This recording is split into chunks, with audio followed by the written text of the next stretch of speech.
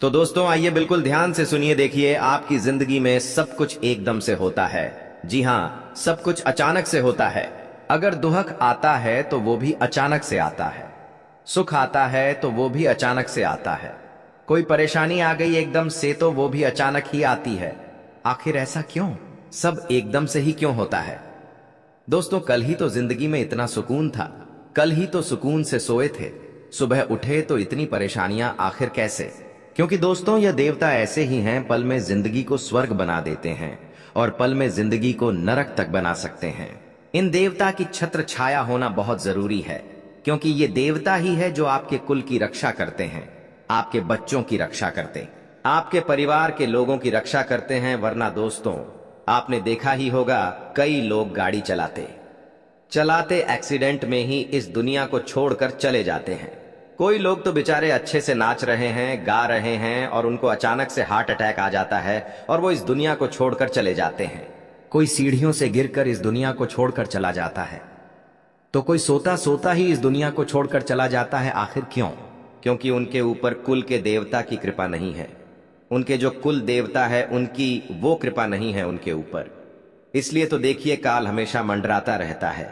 अभी भी आपके आसपास काल मंडरा रहा होगा, लेकिन आपके ऊपर आपके कुल देवता की, आपके पूर्वजों की कृपा है, जिससे वो काल आपको कुछ नहीं कर पाता, आपका बाल विवाह का नहीं कर पाता। इसलिए कुल देवता की कृपा होना बहुत जरूरी है।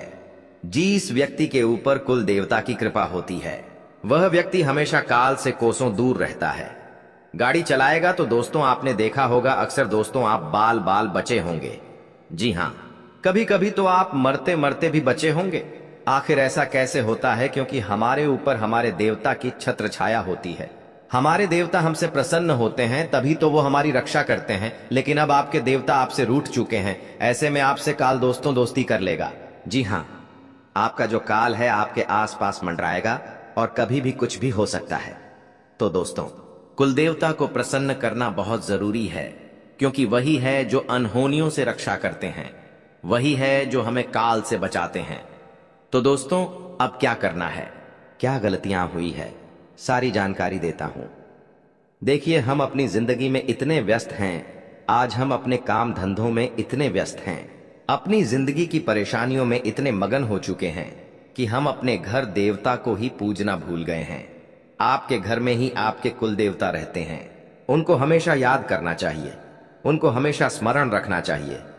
अगर घर में कुछ अच्छा कार्य हो रहा है, कोई मांगलिक कार्य हो रहा है, तो सबसे पहले अपने कुल देवता की पूजा करनी चाहिए, उनका धूप ध्यान करना चाहिए, क्योंकि वही देवता तो है जिनकी कृपा से आज पूरा घर संसार आपका सुखी है।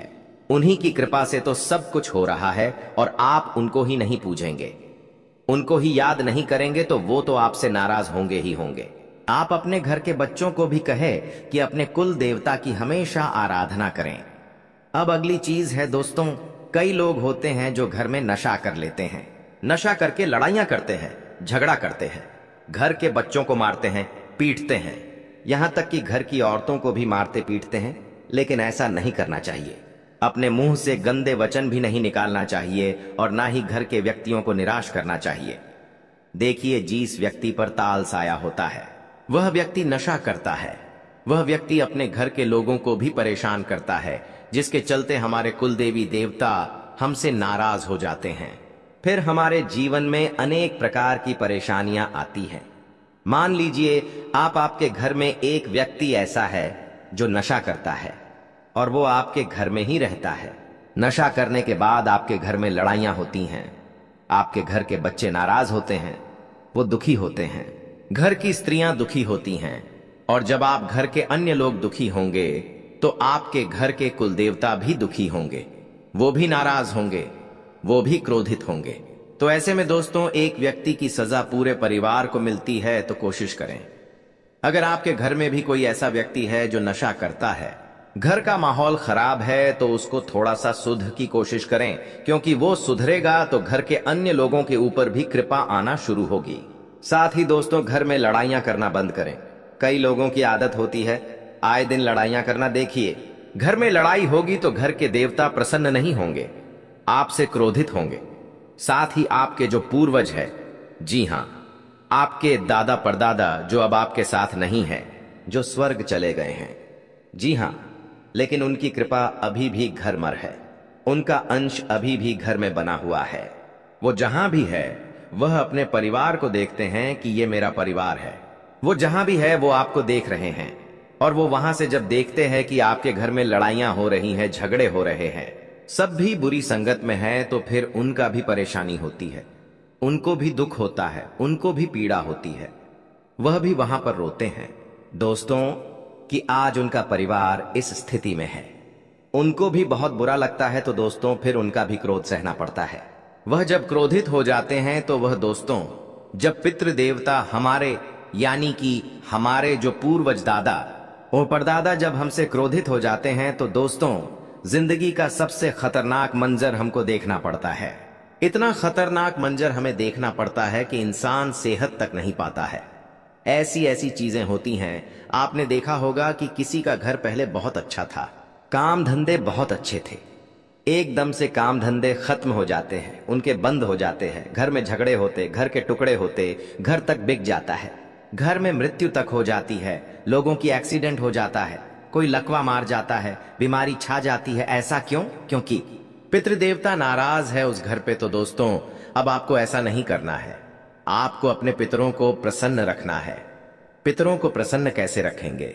घर में अच्छा माहौल रखे, घर के बच्चों को खुश रखे, घर की स्त्रियों को खुश रखे। सभी खुश रहेंगे तो पितृ देवता भी खुश रहेंगे। दान पुण्य करें, दान पुण्य पैसों का नहीं। अन्न दान करें, कन्याओं को भोजन करवाएं, कुत्तों को बिस्कुट खिलाएं, कुत्तों को रोटी खिलाएं, गौ को खिलाएं, गौ माता को खिलाएं। ये सब उपाय करेंगे तो पितृदेवता प्रसन्न है, वो हमेशा प्रसन्न रहेंगे। कुल देवता को प्रसन्न करने का उपाय, हर सप्ताह के शनिवार या रविवार को किसी भी एक वार को चुन लें। रविवार बहुत अच्छा वार है पितृ अपने कुल देवता की पूजा करने के लिए, तो रविवार को कुल देवता की आराधना करें। हर पूर्णिमा पर अपने कुल देवता को याद करें, उनकी पूजा अर्चना करें। आपके कुल देवता का जहां भी स्थान है, कई लोगों के कुल देवता किसी और शहर में होते हैं, किसी और गांव में स्थित होते हैं, तो वहां पर जाइए। कम से कम साल में एक बार तो जाना ही चाहिए। वहां पर जाकर उनकी पूजा अर्चना करिएगा, उनको याद करिएगा, धूप ध्यान करिएगा, तो वो भी प्रसन्न रहेंगे। अपने बच्चों को भी कहें कि कुल देवता को याद करें, क्योंकि कुल देवताओं और पूर्वजों को बच्चे बहुत पसंद होते। तो ये उपाय कर लीजिए। अब आने वाले 7 दिनों की महत्वपूर्ण बात करने वाला हूं, क्योंकि आने वाले 7 दिनों में जो ग्रहों की स्थिति है वो कोई छोटी मोटी सामान्य स्थिति नहीं है, बड़ी ही अतरंगी स्थिति दिखाई दे रही है दोस्तों। ऐसे में खुशियां भी आएगी, दुख भी आएंगे, दुखों का पहाड़ भी टूटेगा और खुशियों की सुनामी भी आएगी। दोस्तों एक तरफ खुशियां तो दूसरी तरफ दुखों का पहाड़ होगा दोस्तों। ऐसे में खुद को बचाएं कैसे? दुखों बहुत ही महत्वपूर्ण बात मैं आपको बताने जा रहा हूं, से बचाएं कैसे, मुसीबतों से कैसे बचे। तो दोस्तों वीडियो को छोड़ने की भूल मत करना। कई लोग हैं जो वीडियो को छोड़ देते हैं, लेकिन अब ऐसा नहीं होना चाहिए।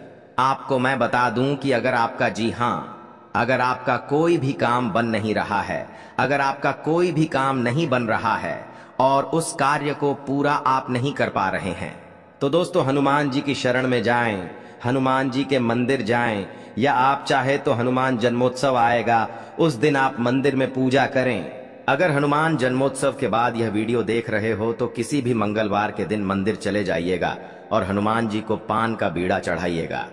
जी हां, हनुमान जी को पान का बीड़ा चढ़ाइए और अपने काम को पूरा करने की प्रार्थना करिए।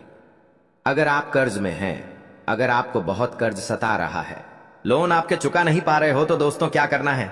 मंगलवार के दिन आटे का दीपक बना ले, उस दीपक में चमेली का तेल डालिए और बड़ के पत्ते पर वह दीपक रख लीजिए और दीपक हनुमान जी को प्रज्वलित कर दीजिए।